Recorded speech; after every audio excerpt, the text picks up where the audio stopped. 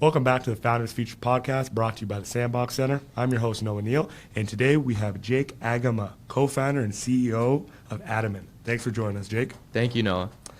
All right, how about you tell us a little bit about your company and a little bit about yourself as well? Sure. So Addimin, it's a software platform that helps businesses that are in temporary staffing just streamline their operation. So we help them, the platform helps them just speed up their hiring, their onboarding, their scheduling. It helps them with client management, communication, payroll. Just makes everything a little bit more faster, saving them time, helping them make more revenue, all that good stuff.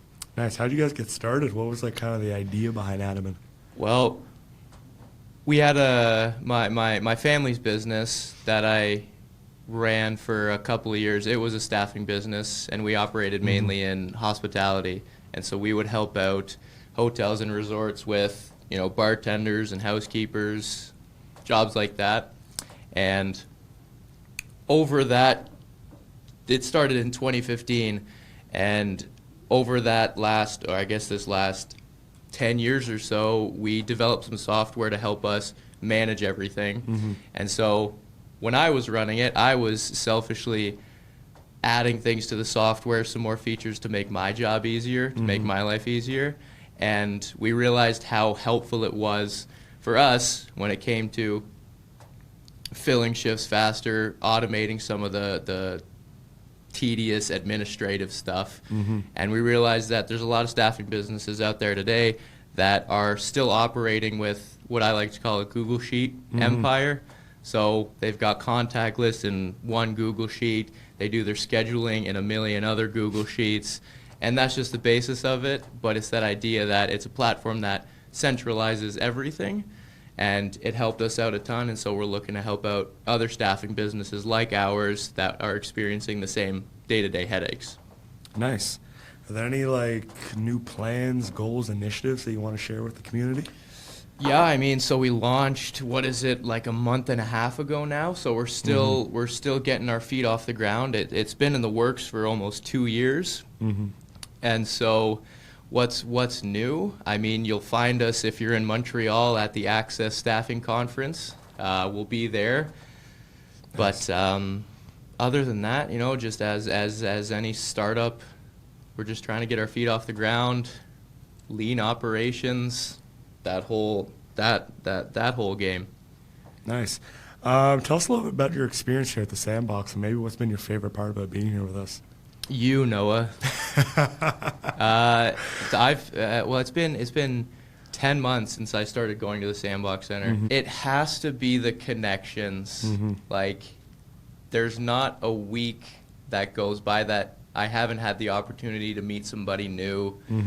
And just connect with someone I wouldn't have otherwise if I wasn't a part of the Sandbox. For sure.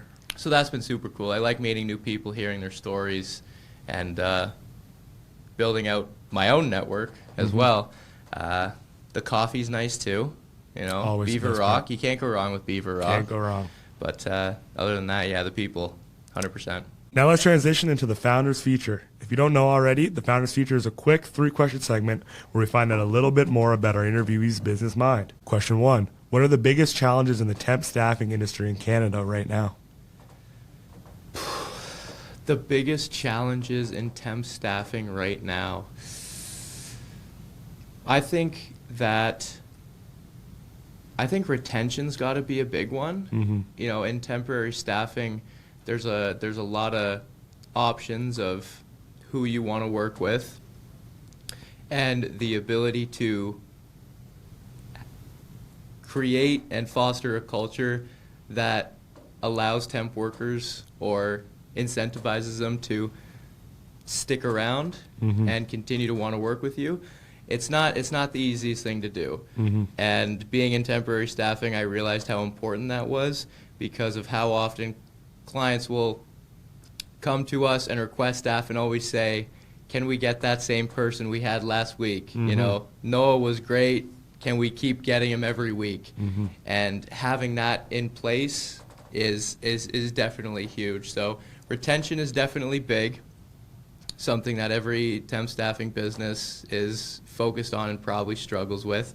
But other than that, I mean, in my own experience, it's always just scheduling. Like, the bread and butter of temp staffing is placing people, the right people, in positions as fast as possible. It makes the clients happy, it makes your staff happy, also keeps them around, and it makes the business money. And the ability to do that effectively and efficiently, easier said than done, but it's huge. All right. Question 2. How do you compete with larger global staffing software providers? How do we compete as Addimin, as a software provider? Sure. You can give us 2 answers if you want. So, I mean, everyone's buying Canadian right now. So apart from features, like, I could talk about features all day, about the little things that we do, but something that I've found, and you never talk poorly about a competitor, but I'm going to hop on the trend of there's a lot of staffing softwares out there that you're buying from Texas, New York, San Francisco, that they no doubt have an abundance of features, definitely more than we have. I've seen some where I'm like, okay, let's add that to the list of things that I want to add in the future. However, the cost of implementation and upkeep of those premium softwares, it's not as easy for the smaller staffing companies to afford something like that. And that's kind of where we have fit in, and also charging in Canadian. It's a little less expensive. Final question. If you could hire one historical figure for your team, who would it be and why? This might be counterintuitive because it's 2 different industries, but I haven't read the full book, but I've read a little bit of the book, The Intelligent Investor, from Benjamin Graham. If you haven't, it's a great book about investing. And it was written, I want to say, in the mid-1900s, but it's a great book about value investing. And why I'm saying now that I would want to hire someone like Benjamin Graham is simply his ability to look into the future. And that's something I've been trying to focus on a lot, is what will be able to stand the test of time. How can you build a business that can stand the test of time 5, 10, 20 years down the line? And I think that's something that he would be able to help out with, just with his ability to, in his case, look at stocks and say, okay, what is the future value of these? Why is it going to be able to make it through the long run, the ups and downs, the volatility? I think he would have a lot of interesting insights. All right. And that's it for today's episode of the Founders Features podcast. And once again, my name's Noah. Thank you, Jake, for joining us. And we'll see you guys next time. Thank you, sir.